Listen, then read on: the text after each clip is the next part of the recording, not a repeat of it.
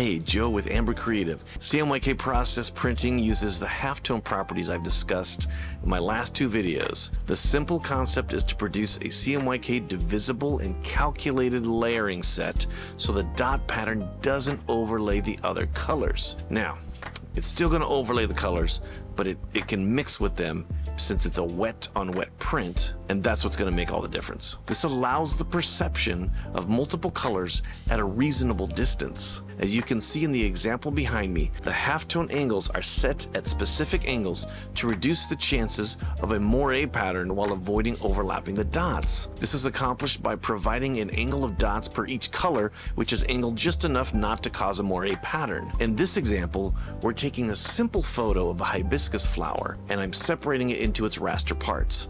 Now I'm emulating it slightly exaggerated as halftones, larger dots than usual, so you can see how those dots will layer any printing environment.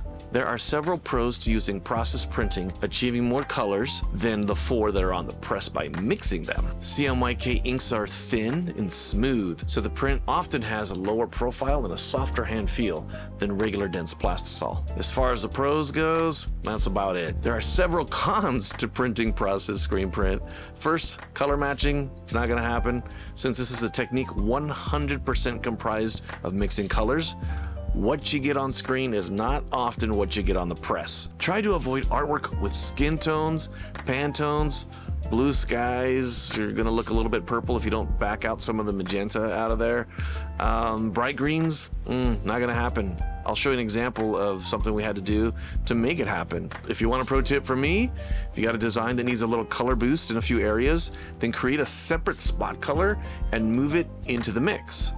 This example shows a sweet airbrush emulated piece of artwork. When I was sent this to separate it, I knew that we're gonna be able to achieve the blues, the magentas, the yellows, because essentially that's what CMYK is made up of, is cyan, magenta, and yellow. But I knew those greens weren't gonna happen. So cue the neon green, right? I mean, it's the only way we can make that happen. So you're adding one more color to the mix, and as you can see here, that addition makes a huge difference. So I'll flip back between the two. One of them CMYK with just how the greens come out, and one's with me, adding that that 5th color to make that happen. So one last pro tip: I've heard over the years shops don't like to print process on dark shirts. Just make sure you create a slightly choked backed underbase, meaning you don't want any of that underbase sticking out of any of the image that you have. Just choke back the edges a little bit.